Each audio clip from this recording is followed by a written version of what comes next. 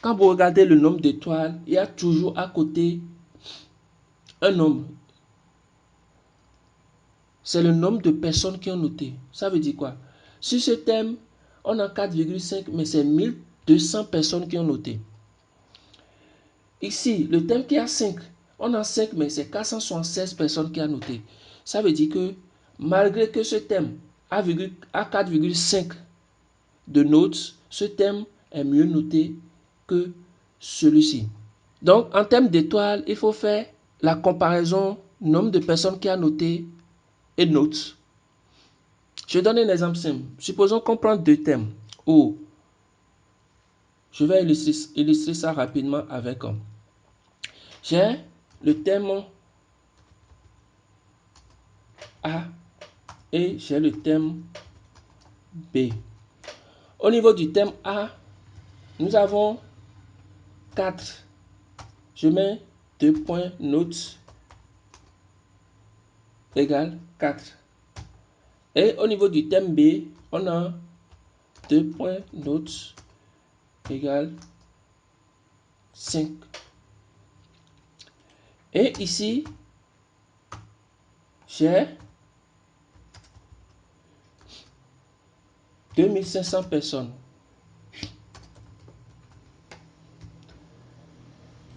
Et ici, j'ai 100 personnes. Si je fais la moyenne de 2500 personnes et j'ai 4, et je fais la moyenne de 100 personnes et j'ai 5, automatiquement le thème qui est ici est mieux noté que l'autre. Et qu'est-ce qu'il faut faire pour être sûr de cela? Il faut essayer de voir si la différence entre les deux est élevée. Si c'est une seule personne, deux personnes, ça ne change pratiquement rien. Mais avec cette différence, par exemple, il y a près de 2400 personnes de plus qui ont noté ce thème. Donc, quand vous regardez le nombre d'étoiles, il faut regarder également le nombre de personnes qui a noté. Ici, par exemple, on a un thème qui a 4, mais qui a été noté seulement par 7 personnes. Donc, le premier critère de choix, c'est le nombre d'étoiles couplé au nombre de personnes qui ont noté. Tout à l'heure, on va voir dans les détails comment vérifier si ces notes sont valides et sont honnêtes. Deuxième critère de choix, c'est le nombre de ventes. Ici, on a 28 900 ventes pour ce thème. Et ici, on a 7 800 pour ce thème, alors que le prix est le même. On ne va pas dire que c'est un facteur de prix qui a fait que les gens ont moins acheté ceci. Premier critère, comme je l'ai dit tout à l'heure, c'est le nombre d'étoiles couplé au nombre de personnes qui ont vendu. Deuxième critère, c'est le nombre de ventes. Troisième critère, c'est la dernière mise à jour. Ici, ce thème, la dernière mise à jour a été faite le 7 avril 2020. Donc ici, par exemple, la dernière mise à jour a été faite le 25. Si j'aurais choisi entre ça et ça, forcément déjà, ils ont les mêmes nombres d'étoiles. Ceci a été noté. Il y a plus de personnes qui ont noté. Entre ceci et ceci, juste, je pense, 100 personnes de différence. Pour une unité de 1000, 100 n'est pas aussi grand.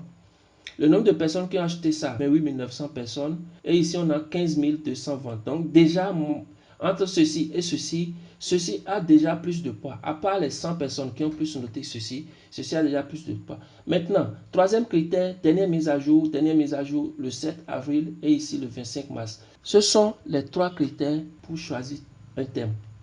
Maintenant, on va supposer qu'il y a ce thème qui nous intéresse. Je vais ouvrir ça dans un autre onglet. On va supposer que ça aussi qui nous intéresse. Donc, on a ouvert les détails de nos deux thèmes et forcément, on a toujours les mêmes prix. On a les critères de choix, nombre de ventes, nombre d'étoiles avec le nombre de personnes qui ont noté. On a pareil ici, nombre de ventes, 28 900. Ici, on a 15 000. Nombre de personnes qui ont noté, ainsi de suite. Maintenant, ici, il y a un critère qui s'est ajouté qui est le nombre de commentaires. Le nombre de commentaires n'est pas réellement un atout majeur parce que les commentaires sont juste des apports, des précisions. Mais en termes de chiffres, Ce n'est pas une information à prendre directement comme critère de choix, mais ça peut constituer un critère de décision. Quelle est la différence entre critère de choix et critère de décision? Critère de choix, ce sont les éléments que vous allez prendre en compte pour choisir un thème. Maintenant, si vous vous retrouvez en présence de 2, 3, 4 thèmes parmi lesquels vous devez choisir un, le nombre de commentaires ou bien les commentaires, la qualité des commentaires peuvent constituer un critère de choix. C'est-à-dire, ça peut être utilisé comme élément qui va guider votre choix. Donc, on est sur notre thème. Ici, déjà, vous avez la possibilité de faire live preview pour voir le résultat final de ce thème, c'est-à-dire comment un site construit avec ce thème va se présenter. Ça tourne. On va faire pareil pour ceci. Je fais live preview. Mais en attendant, vous avez ici également dernière mise à jour qui est là.